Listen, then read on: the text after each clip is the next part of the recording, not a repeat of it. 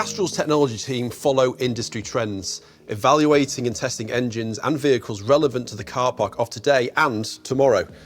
With the rise of plug-in hybrids and range-extended electric vehicles in some markets, and the benefits that they can bring to drivers, it's particularly interesting to note the increased rate of hybrid vehicle sales versus battery electric vehicles. Now, with technology hubs strategically located around the world, Castrol are able to keep up to date with the integration of the latest hybrid technology and the requirements of drivers and manufacturers globally. So James, what is Castrol's understanding of hybrid technology? So we've been working for a long time to understand the operating characteristics of hybrids. It all started with the launch of the Toyota Prius, which came into the market as the first commercially available hybrid in 1997. In the year 2000, we imported one of these from Japan and we started a field test.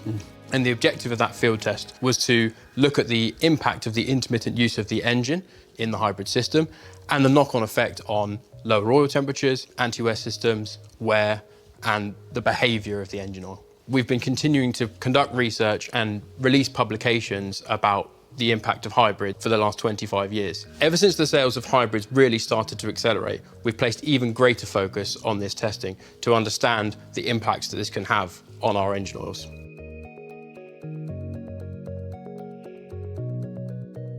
In 2021, we started a field trial looking at 10 cars, each with different levels of hybridization. We had 3 mild hybrids, we had 3 full hybrids, and we had 3 plug-in hybrids, with an ICE vehicle used as a control. The route was around Darmstadt and was a 45-kilometre long route, which took roughly an hour to complete. The cars would complete this loop twice and then return to base for a cool down and then allowed to charge. And this shift pattern was repeated until each car completed 30,000 kilometres of running. Every 3,000 kilometres, we took oil samples so that we could monitor the condition of the oil throughout the field trial. A critical observation from the field trial was the emerging link between the average oil sump temperature and the relative proportion of e-motor driving for each of the individual journeys completed by the different hybrid vehicle types. The vehicles with a larger battery were able to complete a greater proportion of the driving on electric motor alone, and that had a greater impact on the average oil sump temperature. So this graph illustrates the impact of the levels of hybridization on the average oil sump temperatures, and also it started to accentuate the differences in the operation between the different hybrid types. From the field trial, we also started to see a distinction between the mild, full and plug-in hybrids on the engine operating characteristics and also the impact on the engine oil. And this informed our decisions when it came to future testing and field trial design. To understand the impact of these cooler oil temperatures, we did oil analysis at regular intervals throughout the field trial. And when normalised for the amount of time that the internal combustion engine was operating, you start to see distinction between the plug-in hybrids, the full hybrids and the mild hybrids. It showed that the lower oil temperatures in plug-ins and full hybrids were contributing to an increase in water and fuel contamination build-up in the oil. It's an expected characteristic of an internal combustion engine, or ICE, for water and fuel to enter the crankcase during combustion and interact with the engine oil. But clearly in the ICE and in the mild hybrid, the oil temperature is getting hot enough for those to be removed. The lower average oil temperatures that are seen in the plug-in hybrid and the full hybrid are contributing to the fact that the water and the fuel is not as easily removed from the oil. Whilst we ran the field trial independently of any vehicle manufacturers, we continued to maintain our partnerships with our OEMs all across the world. Those OEMs started to come to us with data that they'd seen from the field. And this data was suggesting that you could get extremely high water and fuel contamination, even up to 10% with some hybrids in some conditions. It made us question why during our field trial, the cars were not accumulating the same level of contaminants as was reported from testing in the field. In 2023, following years of development, Castrol published a paper which looked at the live introduction of water contamination into an engine oil. The test was developed on an engine and a drive cycle that was relevant both to internal combustion only and to plug-in hybrid vehicle types.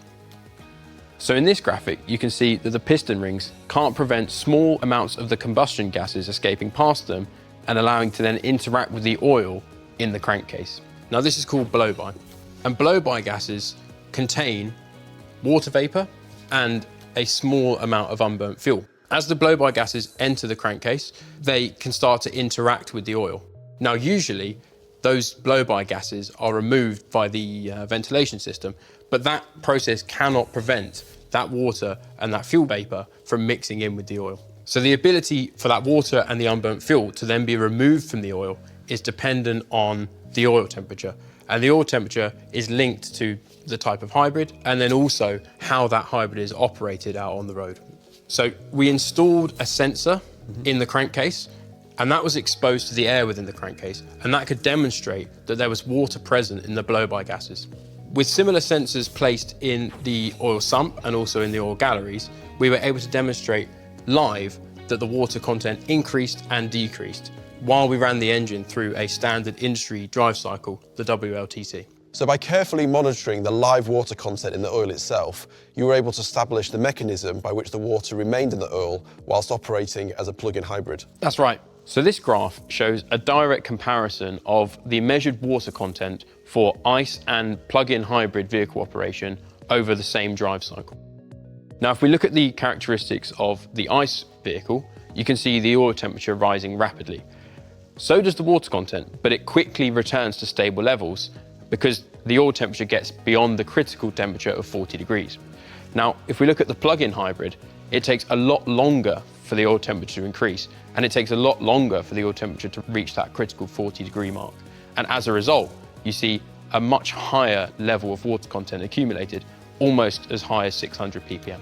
Yeah, it's incredible. And like, as you say, on the water content, you can see here in the ICE engine only growing to, as you say, 300 ppm, but in the plug-in hybrid, it grows to double the size. It's super clear to see. And this is the mechanism by which our OEM partners were talking about when they were seeing much higher levels of water and fuel contamination within their engine oils in the field.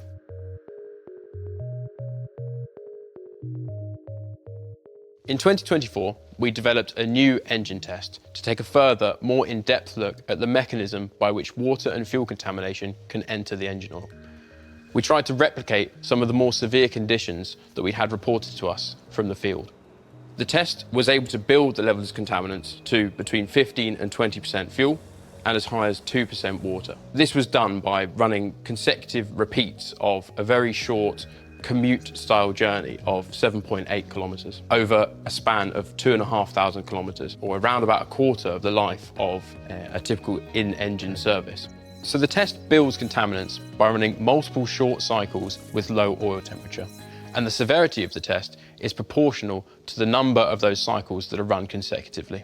This sort of trip could be a typical commute or even a journey on the school run. This drive cycle is really effective at building high levels of contaminants of both water and fuel, and starts to replicate the sorts of conditions that we're seeing out in the field reported by our OEM partners. It's worth noting that the conditions are relevant to European driving, and perhaps it could be even more severe in colder climates, like for example in China. Used oil samples were taken from this test to analyse the impact on the engine oil formulation. These samples were taken at different points throughout the engine test. The sample on the left, the darker sample, was taken after the equivalent of 1 week's worth of running and contains low amounts of contamination. The sample on the right was taken after 8 weeks equivalent of running, and the dramatic colour change is associated with the high levels of water contamination. The third sample is a mixture of fuel, water, and engine oil components that have been removed by the crankcase ventilation system. And this is a demonstration of the amount of those contaminants that are entering the system while the engine is running. So you can't very easily see inside the engine to see the condition of the oil, but there are some telltale signs, right? That's right. So if you remove your oil filler cap and see this sort of white emulsion on top of it, that might suggest that you've got a similar emulsion present in the engine sump. Yeah, this is a really stark image for me. That emulsion is super clear on the top of that filler cap, and that's not something you would normally expect to see. So James, fundamentally, engine oils have been designed alongside the development of internal combustion engines in ICE-only vehicles. Now, in these vehicles, engines are designed to warm up quickly as possible to allow them to operate at that peak efficiency that you spoke about. Now, the introduction of hybrid powertrains has introduced a step change in the conditions that engine oils are having to operate in. Absolutely, and not all oils were created equally when it comes to handling that step change in hybrid conditions. Yes, and water that is not held within the engine oil is able to interact with the metal surfaces within the engine, and that can cause corrosion. And in very cold climates, there's a risk that settled water can actually form ice. And this can block the oil pickup in the engine from the sump, preventing the circulation of oil to lubricate the engine at the very next startup. That's right. Also, additives within the oil can be disrupted by the presence of water. Anti-wear is in an oil formulation designed to prevent the contact between metal surfaces. In addition, detergents are in oil formulations designed to clean deposits and neutralize acids. And having water can disrupt the ability of detergents to do their function effectively as well. So the development of these products in these hybrid engines is a constantly evolving process, and the data and the insights that we gather go into generating the insights for future generation of products. That's right. In the lab, we can look at formulations even down to the component level, and we can understand how different chemistries within the oil formulations interact differently with the water contamination.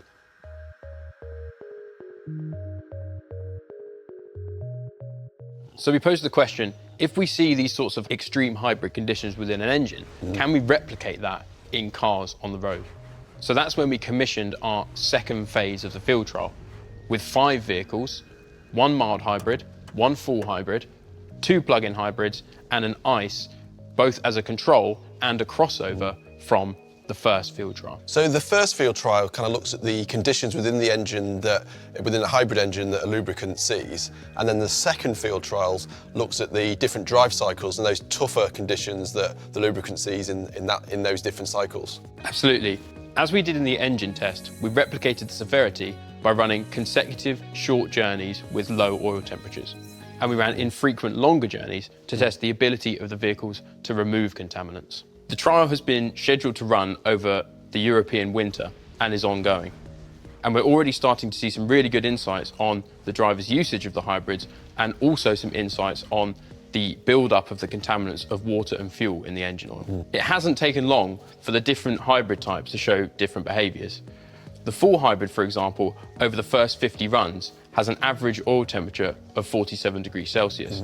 Compare that to the mild hybrid and the ICE, which have average oil temperatures of 90 and 97 degrees respectively. And this should start to build a high level of contaminants within the full hybrid, as we hoped in the design of the trial.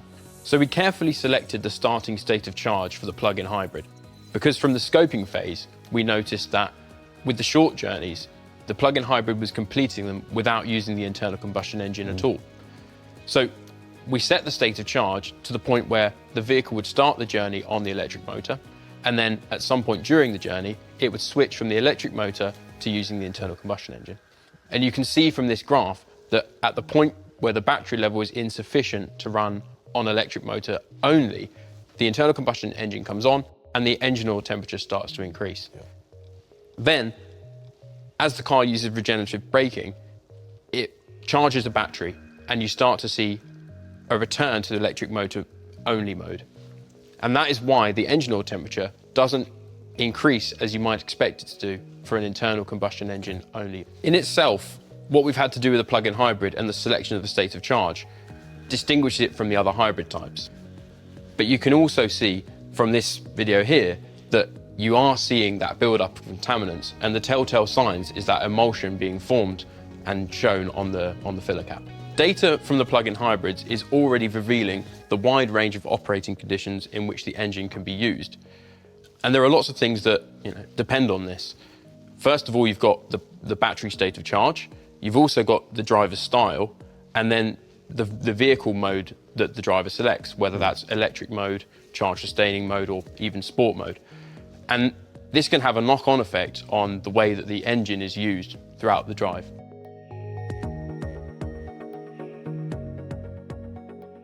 Okay, so with such a wide range of operating characteristics, you decided to take a look at the impact of the lubricant formulation on fuel economy also. Yeah, that's right. One of the things we wanted to understand was, is the typical relationship between an engine oil's viscosity and its ability to perform in fuel economy still true for the different types of hybrids that exist? So we started to develop some fuel economy tests to look at this. Testing fuel economy is not an easy development path to take.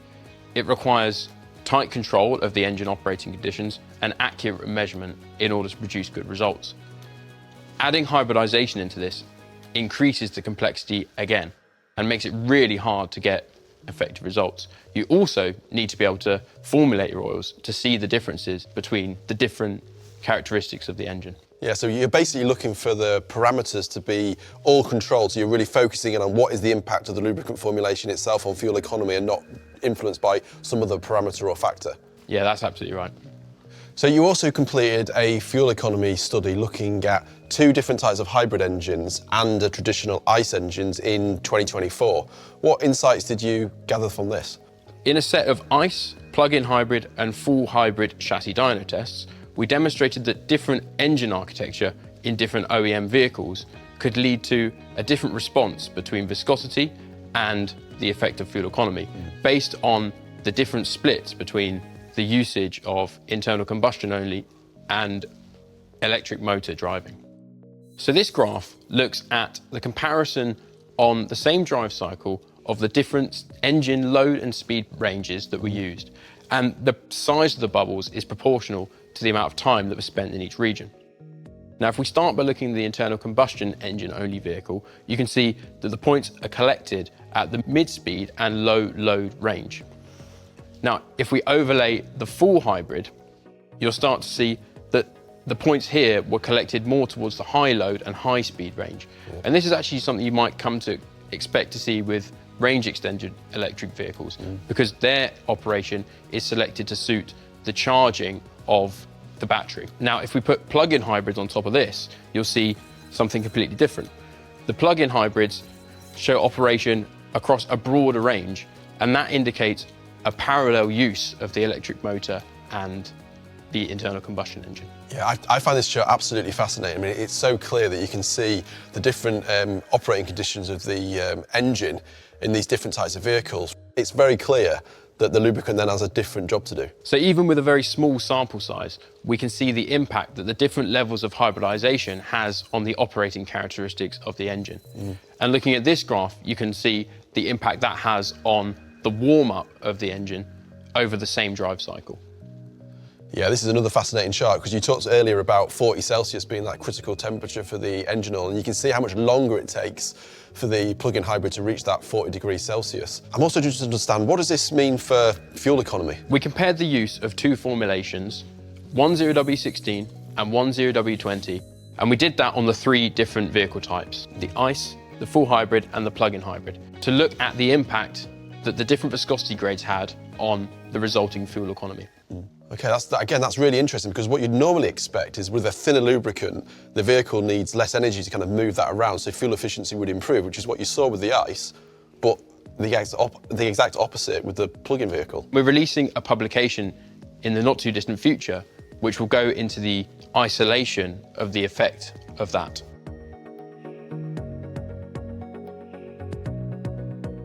So James, what's next for Castrol's hybrid research and development? So we'll continue to monitor and understand new hybrid technologies as they come into the market, and we'll also bring our expertise to the industry alongside the development of products, and this will help manage the automotive sector's journey through the energy transition. Thanks, James. This has been absolutely fascinating.